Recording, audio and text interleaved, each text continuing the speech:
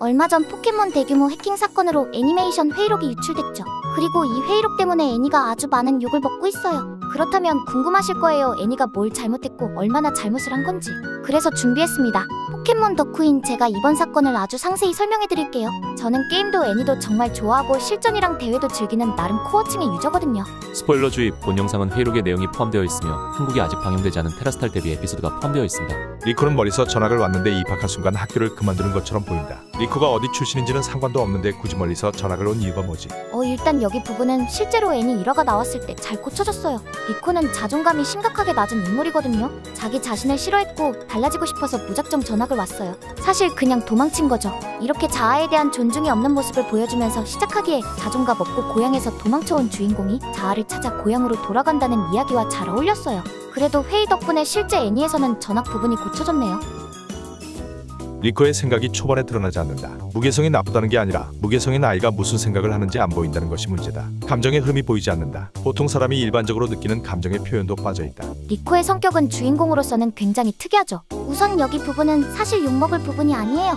적어도 이건 애니를 안 보시는 분들이 회의록만 보고 오해하신 거예요. 애니를 다 챙겨본 입장에서 느끼기엔 리코는 감정 표현을 더 절제해야 했어요. 왜냐하면 이번 애니 시리즈의 주제는 바로 자아이기 때문에 그래요. 어라, 펭귄 대마왕님 자아가 주제라면 주인공의 감정을 잘 묘사해야 하는 거 아닌가요? 보통 그렇게 생각하기 쉬운데 막상 애니를 보면 생각이 바뀌실 거예요. 리코는 지금 자아에 대한 혼란을 겪고 있어요. 내가 무슨 생각을 하는 건지, 내 감정이 지금 어떤지를 모른다는 거예요. 리코는 감정을 밖으로 표출하지 않지만 속은 굉장히 감정적인 아이예요. 이렇게 말하면 이게 무슨 말인지 이해 못하는 분도 있으실 거예요. 표출하지 않는데 감정적이다? 감정적인 사람은 자기 감정을 막 표출하고 다니는 거 아니야? 모든 사람이 다 그렇지는 않죠. 안 좋은 일이 생기면 화도 나고 온종일 슬퍼지기도 하지만 겉으로 이걸 표출하는 걸 못하는 사람들도 있어요. 그리고 주변 사람들은 오해하죠. 이런 일이 생겼는데 화가 안 나나? 쟤는 감정이 없나? 사실 남들처럼 다 느끼고 있는데 말이에요. 그동안의 포켓몬의 주인공은 소심함과 거리가 멀어도 너무 먼 지우였죠. 그런데 애니에서 점점 내향적인 인물을 다뤄보기 시작했어요. 그러다가 W에서 더블 주인공으로 고우가 튀어나오고 소꿉친구로 하루가 나타났어요. 내향적인 주인공을 본격적으로 다루기 시작한 거죠. 실제로 둘 다 감정 표현에 서툴렀고 자신에게 솔직하지 못했어요. 그런데 포켓몬이 생기고 점점 변화하기 시작했어요. 그동안 또래 친구들에게도 가족에게도 솔직하지 못했잖아요. 하지만 파트너 포켓몬이 생기고 같이 여행을 다니며 포켓몬에게 솔직해지기 시작했죠. 처음부터 솔직했던 지우랑은 영단판이죠. 모 시청자 반응이 안 좋았죠. 그런데 이제 겨우 첫 시도였잖아요. 내성적이고 감정에 솔직하지 못한 아이가 포켓몬에게 점점 마음을 열면서 성장한다. 이거를 W에서 시도해봤지만 첫 도전이었고 많은 욕을 먹었죠. 코로나 때문에 휴방도 잦았고 종영일은 다가오니까 애니에서 표현하고 싶었던 걸 표현할 시간이 없었고, 그렇게 고우 하루의 이야기는 얼레벌레 끝나버렸어요. 이때 실패를 거름 삼아서 이번에 이를 갈고 준비한 게 리코인 것 같아요. 지우의 하차가 결정됐잖아요. 이번엔 주인공의 성격을 그냥 소심하게 만드는 수준이 아니라 아예 자존감을 무너뜨려버렸죠. 지우와 전혀 다른 스타일이기도 하고, 그렇다고 고우 하루랑 겹치지도 않고, 물론 주인공을 시키기엔 너무 감정 표출이 적은 건 사실이에요. 하지만 리코의 감정 표출을 자제한 이유는 특별한 서사와 연출을 위해서예요. 이건 영상 뒷부분에 더 자세히 말씀드릴게요. 할머니는 왜 리코에게 펜던트를 넘겨준 걸까? 할머니도 엄마도 펜던트의 수수께끼에 대해서는 전혀 모르고 악당들이 이 펜던트를 노리고 있는 상황인데 이런 위험한 물건을 왜 리코에게 넘겨준 건지 이해가 안 간다. 라는 지적인데, 이거는 그래도 이 회의 덕분인지 막상 애니를 보면 제대로 표현되어 있었죠. 예쁘다. 마음에 드니? 너도 언젠가 이걸 메고 모험하는 날이 올 거란다. 그럴까요? 근데 모험은 무서운걸요? 무서운 건 첫 발을 내디딜 때뿐이야. 그 다음부터는 새로운 세상이 펼쳐지면서 무서워했던 건 까맣게 잊어버리지. 포켓몬과 함께라면 걱정할 거 없단다. 리코는 모험을 두려워하죠. 조금 더 의미를 부여하자면 리코는 세상을 두려워하고 있어요. 모험하기 위해서는 세상 밖으로 나가야 해요. 그런데 할머니의 직업이 뭐죠? 모험가요. 그래서 할머니로서, 모험가로서 알려주고 싶은 거예요. 용기를 내라고. 그러면 이 세상이 얼마나 아름다운지 알게 될 거라고. 그게 펜던트랑 무슨 상관인데요? 리코가 세상을 두려워하는 이유는 용기가 없어서죠. 그런데 이런 주인공도 용기를 내야 할 때가 있죠. 무언가를 지킬 때. 그리고 할머니는 리코에게 소중한 사람이고 펜던트는 할머니의 소중한 물건이죠. 그래서 펜던트를 지키기 위해서 용기를 내게 된다는 거죠. 1화의 이 장면, 꼭대기에서 저 먼 건물을 향해 뛰는 이 용기는 어디서 나왔을까요? 지키기 위해서 나온 거예요. 할머니에게 소중한 거라면 리코에게도 소중한 거니까요. 무서운 건 첫 발을 내디딜 때뿐. 포켓몬과 함께라면 걱정할 거 없다.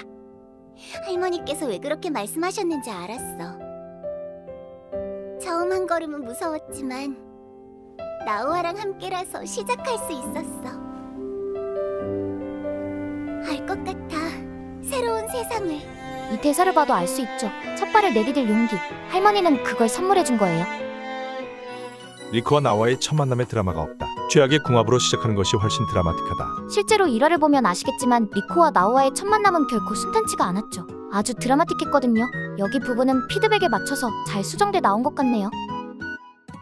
왜 리코가 나와와의 거리를 좁히려는지 모르겠다. 이것도 실제 방영분을 보면 이유가 나오죠. 이러만 그런 게 아니라 한 6화 정도 내내 강조했어요. 전작인 W에서 고우의 목표가 문제였잖아요. 모든 포켓몬을 다 잡는 거랑 류를 잡는 거랑 뭔 상관이야? 그리고 리코의 목표는 자아를 찾는 거죠. 자아가 목표면 자기 자신에 대해서 궁금해해야지 왜 나우아의 자아를 알려고 하는 거야? 나우아가 리코의 속마음을 알아봐 주기 때문이에요. 리코의 나이는 13살이죠. 이때가 바로 가족과 떨어지고 친구와 어울리면서 자아를 형성하는 시기거든요. 나는 누굴까에 대한 답을 스스로 찾기란 쉽지 않지만 나에 관한 걸 물어봐주고 나에 관한 걸 알려줄 수 있는 친구가 있다면 답을 찾기 더 쉬워지겠죠? 그래서 내 자아를 찾기 위해서는 친구가 필요하다는 거예요. 자아는 그냥 나 혼자 생각하고 와 성장 다 했다 끝 이러고 넘어가는 게 아니니까요. 그래서 리코와 나우아는 서로에 대해서 알아가야 하는 거죠. 뭐 한눈에 바로 알 수 있는 건 아니고 살짝 생각해봐야지 알 수 있는 목표긴 하지만 그래도 고급급은 아니니까 이 정도면 그래도 적당한 편이라고 생각해요. 프리드와 엑시드 사이에 특별한 악연을 배경으로 두겠다고 하면서 그 내용은 시청자의 반응을 보고 전개를 결정하겠다는 것도 이상합니다. 그렇게 중요한 부분이 허술한 애니메이션이 또 있나?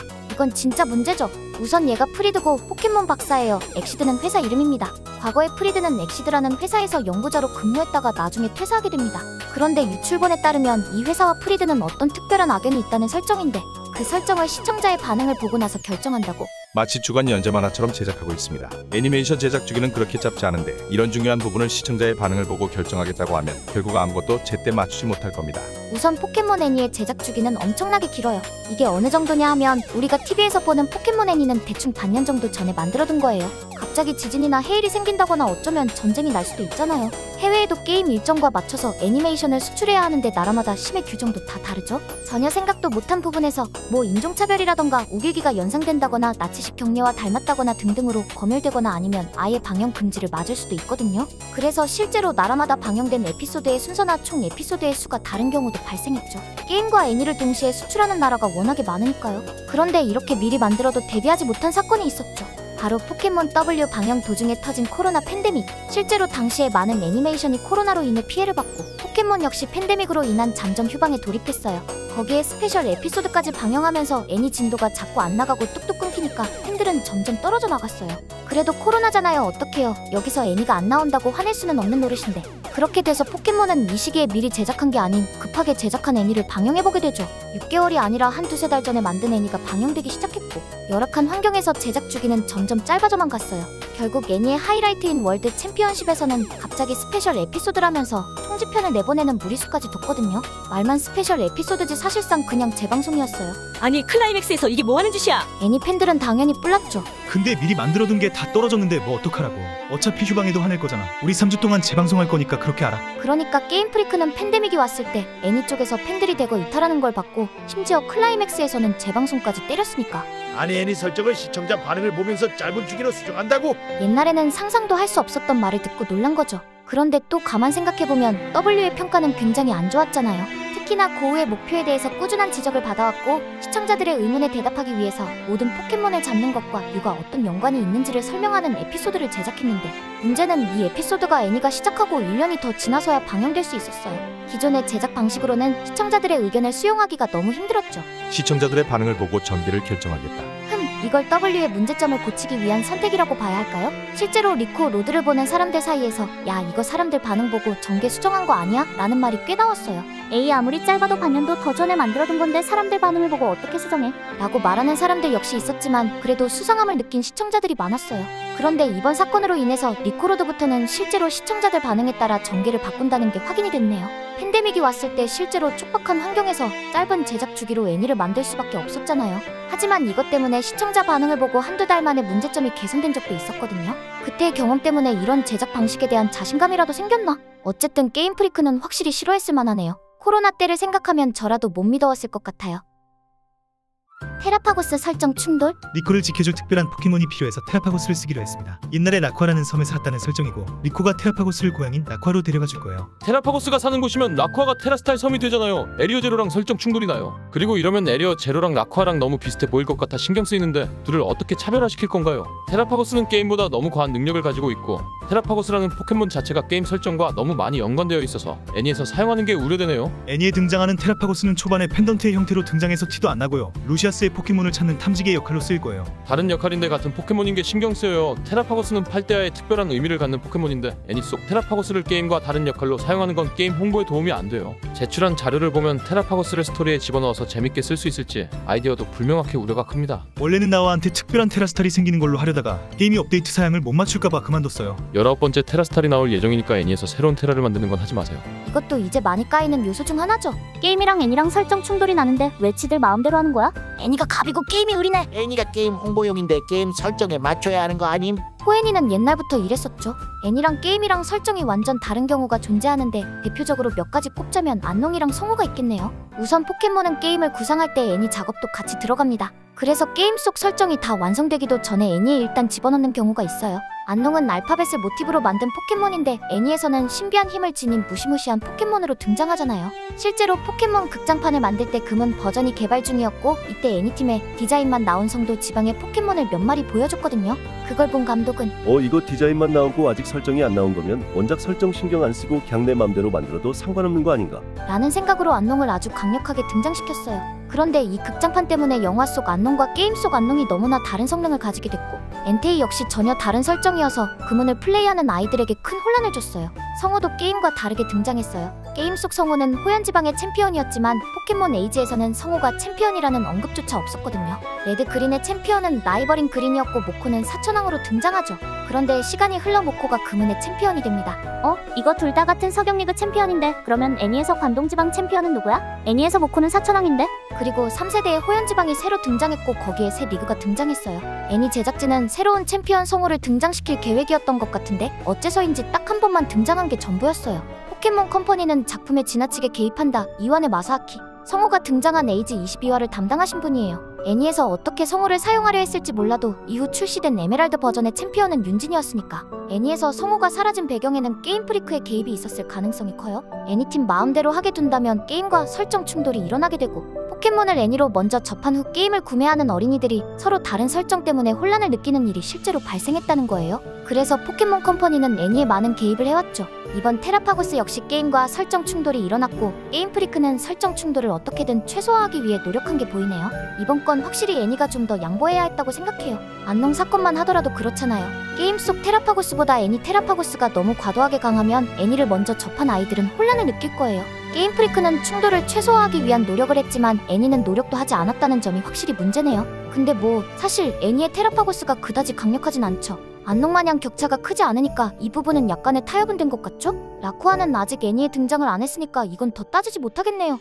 참고로 애니에서 관동지방의 챔피언은 결국 끝까지 등장을 안 했고 모코가 사천왕에서 챔피언이 됐다는 설명만 나오고 대충 넘어갔어요. 성우는 나중에 오르알사가 출시된 후에야 애니의 챔피언으로 다시 등장했어요. 이제 커뮤니티에서 논란이 된 애니 장면들도 같이 볼 거예요. 리코의 눈물 장면. 노력한 묘사가 없는 건 아니지만 그렇다고 열심히 훈련한 적은 없고 이번 대회 준비도 물론 안 했지만 사천왕을 상대로 친선전 졌다고 질질짬. 근데 올 때 갑자기 작화 엄청나게 좋아짐. 여기서 그르샤는 입구가 오는 걸 목격하고 말도 걸었음. 그리고 이후에 테라스탈 응용 테스트가 시작. 이거 합격 못하면 앞으로 영영 테라스탈 못함. 앞으로 강한 악당이랑 싸워야 해서 꼭 합격해야 함. 상대방은 그르샤. 그런데 시험 전에 훈련하는 모습 단 한 번도 없었고 그냥 탱자탱자 놀다 같이 혼자 테스트 불합격. 그래서 그르샤가 대놓고 꼽중. 고작 이벤트 전 졌다고 울던 애가 이 중요한 시합 전에는 썰매 타고 놀다가 졌는데 그냥 졌구나 하고 수긍함. 네, 이 장면 때문에 포애니가 또 커뮤니티에서 엄청 욕을 먹었죠. 그런데 이 장면은 사실 엄청나게 잘 만든 장면이에요. 이건 사실을 교묘하게 비튼 날조입니다. 왜 저런 글이 퍼진 걸까 생각해보자면 그냥 지금 포애니 욕하면 사람들이 관심을 주니까 신나서 억까 선동글 쓴 것 같다는 생각도 좀 드네요. 자, 그러면 장면을 하나하나 따져볼까요? 리코는 그다지 노력도 안 했는데 왜 사천왕을 상대로 그것도 친선전에서 졌다고 울었나? 그동안 리코는 감정 표현을 잘하지 않았잖아요. 그게 쭉 이어져 오다가 여기서 터진 거예요. 다른 친구들의 모습을 보면 짜증이 나면 짜증을 내고 화가 나면 화를 내요. 시합에 져서 분하면 울기도 하는 게 정상이에요. 그런데 리코는 시합에서 졌을 때도 아무런 감정을 표출하지 않아요. 친구들은 이기기 위해서 늘 최선을 다하지만 리코는 남의 눈치를 보느라 그동안 최선을 다하지 못했어요. 이 경기가 비록 친선전이지만 단풍과 칠리는 이런 리코가 진심을 낼 수 있게 도와줘요. 온전히 이기는 것만 생각할 수 있도록요. 덕분에 리코는 포켓몬 배틀에 몰두할 수 있게 됐고 나루테와 리코의 마음이 하나가 될 수 있었어요. 시합에서 진 후 터져나오는 눈물은 뜬금없는 장면이 아니에요. 이게 리코의 진심이에요. 나도 잘하고 싶은데, 나도 지면 분한데, 나도 눈물 흘릴 줄 아는데. 그동안 이 당연했던 걸 한 번도 표현하지 못했잖아요. 진짜 속마음을 처음으로 보여준 장면이었죠. 드디어 자기 감정에 솔직해졌어요. 그동안 감정을 최대한 절제했기에 사용할 수 있는 연출이죠. 얘가 시합에서 졌다고 우는 아이가 아닌데 라며 당황하셨나요? 아이는 우는 게 정상인 거예요. 리코가 친선전에 졌을 땐 울었으면서 왜 테라스탈 응용 테스트에 불합격했을 때는 울지 않았나? 이것도 리코의 성격을 이용한 연출이에요. 친구들은 리코보다 먼저 테스트를 끝냈어요. 도트는 시합에서 패배했지만 합격했고 로드는 불합격을 받았지만 포기하지 않고 다시 도전해 결국 합격을 받았죠. 그렇다면 리코는 불합격을 받았는데 아무렇지도 않게 그냥 받아들였어요. 다시 도전하거나 기회를 달라고 사정하거나 화를 내지도 짜증을 내지도 않아요. 로드는 감정 표현이 아주 활발하죠? 도트는 사회성이 부족하고 실제로 짜증을 많이 내요. 종일방에 박혀있어도 자기 감정은 표출할 줄 안다고요. 하지만 리코는 이제 테라스타를 못하게 되었는데도 그냥 무덤덤하게 받아들여요. 아, 그루샤는 원래 저런 사람이구나. 불합격이라니까 그냥 포기해야지. 리코는 그루샤가 어떤 사람인지 모르지만 그냥 혼자 상상으로 엄격한 그루샤의 모습을 지어낸 다음에 그루샤에게 말해봤자 안 통할 거라 짐작하고 가만히 탈락을 받아들입니다. 옆에 있는 친구들과 너무 대비되죠. 이게 바로 리코의 내면이 얼마나 망가져 있는지를 보여주는 거예요. 자존감이 바닥까지 떨어져 자기가 해낼 거라는 기대조차 하지 못해요. 눈앞에 사람이 있는데도 그냥 즉석해서 상상으로 핑계거리를 지어내버리죠. 되게 수준 높은 연출이에요. 슬픈 감정을 보여주려면 슬퍼하는 모습을 보여주면 간단해요. 주인공이 우울해하는 걸 보여주고 싶으면 우울한 모습을 보여주면 끝이에요.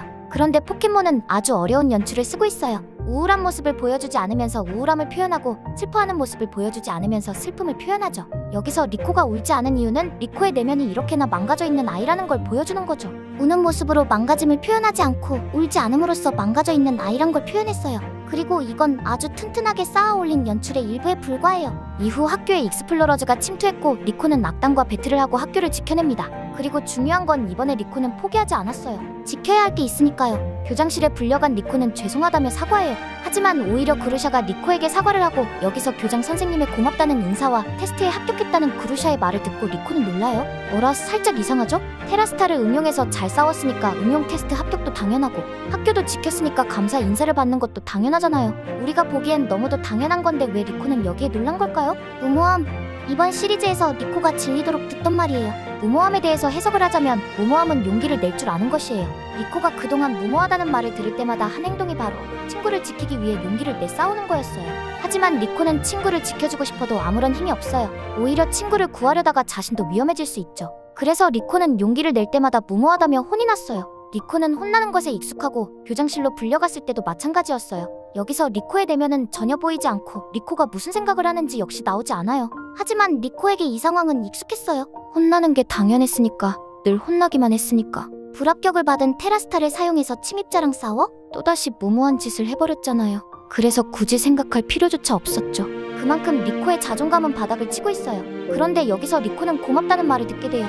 우리가 보기엔 당연한 결과지만 자존감이 떨어질 대로 떨어진 리코는 이런 상황을 처음 겪는 거죠. 혼내기 위해 부른 게 아니라 오히려 감사 인사를 하려고 부른 거라고? 이거 진짜 연출 잘한 거예요. 리코의 내면에 안 좋은 생각이나 우울감 등등을 직접 보여주지 않고 긴 서사를 통해서 리코의 내면이 어떻게 망가져 있는가를 느끼게 해주고 이후 진정으로 성장을 해낸 모습과 함께 그동안 혼나는 거에 너무 익숙해져 버린 리코에게 처음으로 감사를 전하는 선생님이 등장한 것도 그렇고 포켓몬 전체를 통틀어 역대급 연출입니다.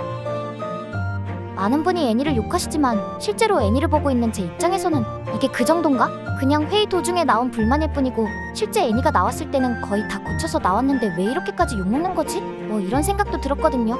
근데 펭귄대마왕님, 애니가 늦게 나와서 남청의 원반 후반부 날림 전개된 거랑 제테이 공개 딜레이 된 건요? 저건 확실히 애니에 관심 없고 그냥 게임 즐기는 사람이라면 열받을 일이에요. 진짜로 게임 유저만 피해를 봤잖아요. 저도 게임 좋아하니까 신작을 기다리는 팬의 마음 너무도 잘 알죠. 긴 영상 봐주셔서 감사드려요. 이것 말고도 애니가 욕먹는 요소가 더 있지만 대부분 그냥 악의적인 선동이고 애니 주제랑 연관된 요소일 뿐이라 굳이 하나하나 따지고 들 정도의 내용이 아니라고 생각했어요. 그래서 그냥 영상 길이만 더 늘어나기 때문에 굳이 소개하진 않은 것뿐이지. 제가 일부러 애니 쉴드 치려고 저 논란을 회피하는 거 아닙니다. 그나저나 포켓몬 애니 리뷰 시리즈를 되게 열심히 준비했는데 회의 내용도 유출됐고 앞으로의 이야기도 다 까발려지는 바람에 준비한 콘텐츠가 거의 다 날아가 버렸네요. 아니 진짜 억가도 뭐 이런 억가가 다 있냐고요. 리뷰 진짜 열심히 준비했는데